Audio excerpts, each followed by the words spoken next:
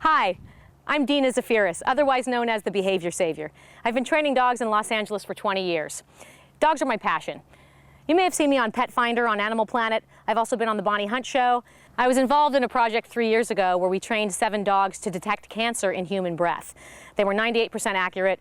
We were on the track that they were on to very, very early detection, and I'm now conducting the second phase in research. It's very, very exciting work. I did search and rescue with CARTA for the past 4 years with my search and rescue dog Django, who recently passed away, which is very sad, but he went to, from a nobody to the best dog on the team. Amazing animal. So my passion in life is where the dog actually helps the human and even saves the human life. Whether it's finding people in the wilderness or through the scent detection, finding early cancer through the breath of humans. I got into dog training when I rescued my puppy, who's now pretty old, but I formally got into it when I looked at him and said I have to spend every day for the rest of my life with dogs. I think the number one thing the public has to understand about dog training is that there's a myth out there that you have to be this dominant bully. I think when you've studied and you realize and you see these amazing working dogs who detect bombs, drugs, find cadavers, find cancer in humans, these dogs are doing amazing, complicated tasks and behaviors, and we use positive reinforcement. We use games, play, praise, and food. People still to this day can't wait to ask the question, when can I stop treating? When can I take away the reward? Well, that's precisely how you would train a dog not to do something, right? You would take away the reward. I really think it's important for people to understand rewards and what a reward is to a dog. For example, you might think patting your dog on the head is a reward. Meanwhile, he's flinching back and recoiling because he's annoyed by your pat on the head. So it's really important to understand what your dog thinks a reward is and how to eventually intermittently reinforce the dog so he always wonders when it's coming. This is the hardest part for most of my clients to understand. They really can't wait to ask me, well, when can we stop treating? When can we stop? So I think there's a huge misunderstanding in the nation about dog training. Being in the home with my family of dogs is my favorite thing. Waking up, seeing them on their backs with their feet in the air, just the simple moments.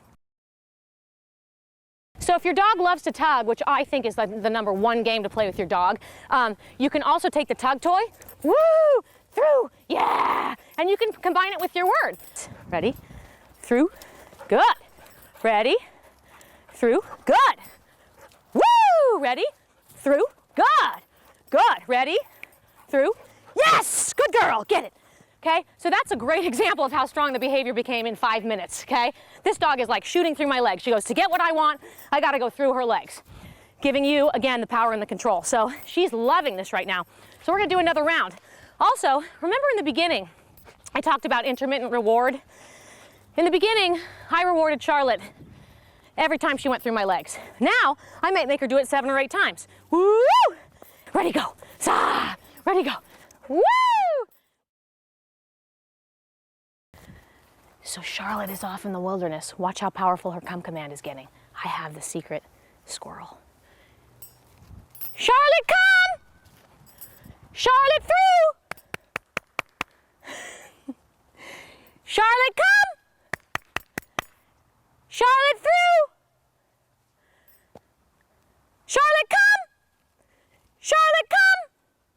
Good girl! Yes, good girl, get it. Good. Through, get it, yeah. Good. So sometimes you don't even have to throw it. Let her wonder which time's gonna be tug and which time's gonna be throwing. If your dog is having trouble tugging, I create the Longline Tug game, so you can take a regular Tug Toy and get a 30-foot leash, 15-foot leash, whatever, snap it on, and make your toy into real prey, okay? The key here is when my dog comes up to my toy, the toy moves. If the dog moves forward, the toy moves. So that you're constantly letting her think her chasing this makes it move. It just builds drive to want to latch onto it. So let's see if she'll do it. Charlotte! Charlotte, come! Charlotte, come! So we're just building tug. Woo! Woo! She's getting good! Woo! Woo! And make it real, make it hard for her. Squirrels aren't eating, oh, good girl. And then once she gets it, you can bring her on in with the line and then grab the actual tug. And now you have created the tug drive. Get it. Good. okay? I also have a rule with Tug that the dog cannot tug unless you say get it, okay? It's very important. Or else you have a dog that everything that's in your arms, you have the opposite problem. You have a dog that's launching up and trying to snatch everything out of your arms. So let's talk about that. You get her drive going, and as soon as she wants to bite on the toy, you say the word get it, whether it's in your hands or not, okay? So there's lots of different ways to do that. We can say, ready, get it, good girl. So she can learn get it that way, right? Or out, good girl, sit. Charlotte, sit, good. Get it, yes, good, okay? So you just want to time it. Time the word so she knows what get it means. Charlotte, woo! Okay, whoa, look at this, it's a rabbit in the grass. Woo! Yes!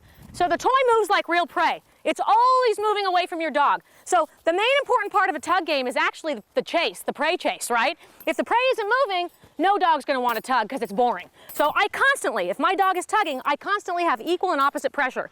The minute I lose pressure, my dog gets bored, right? She might run away with the toy or whatever, but most dogs without that much drive, if you stop pulling, the dog will stop tugging.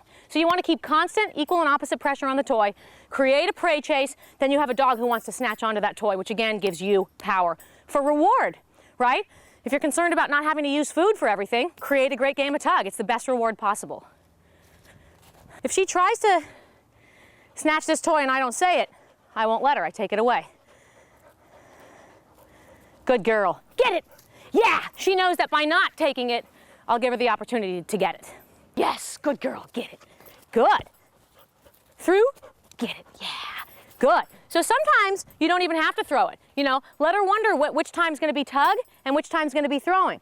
Always let your dog wonder, right? If every single time you do this, you know, if every single time you pick up a ball to throw it, it means you're gonna throw it, well, she still always has that old default behavior.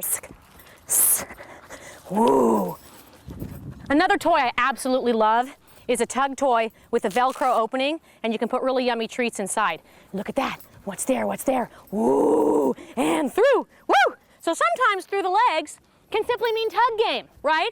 If through the legs always means I'm going to chuck it, A, it becomes predictable, B, it becomes boring. Predictability, boredom, okay? So you always want to keep the dog wondering. It's part of intermittent reward, right? Maybe you want to make her, once the behavior's about 80%, maybe you want to make her go through 5 or 6 times for either a game of tug, or she has to go through 5 or 6 times for a throw. It's very, very powerful to create the game of tug. Remember that, because if you always, ball throwing is one thing, okay? Here's my theory. The ball is independent. Yes, you're the one who makes the ball go, but once the dog is out there and away from you, you're independent. Tug is interactive. It's a game you play with your dog. You are part of that game, increasing the bond, increasing the relationship with your dog. Very, very important game to play. It's not independent, right? Ball is independent. I'm chasing it, I'm independent, I'm out there getting the ball. Tug, I need to make the tug go for my dog. Therefore, you become the most exciting thing to your dog and the most exciting thing in your dog's life. I want to talk to you a little bit today about hand feeding. Again, none of these games are possible without the drive and motivation first. So if your dog doesn't like toys, doesn't like food, put the food bowl away and feed the dog out of your hand for 8 weeks, okay? When I say this to people, they really don't understand that I mean put the food bowl away for 8 weeks. Wear a pouch, wear a fanny pack, and all of the food comes from your hands. Start moving away from your dog, start reinforcing for your dog chasing you and running after you. You should never, ever chase your dog. You should always have your dog chase you, okay? One of the biggest mistakes in dog training is to ever move towards and chase your dog, ever. Always move away, okay? You can combine this with the hand feeding program and your dog will become responsive. I've always seen it work. I promise you it will work. And you get a dog who understands that all things good come from you. Training should be fun, training should be positive. It should be the most fun thing in the world for you and your dog. If you're not having fun, then certainly your dog's not having fun. So enjoy, and please visit my website at dinazaphiris.com.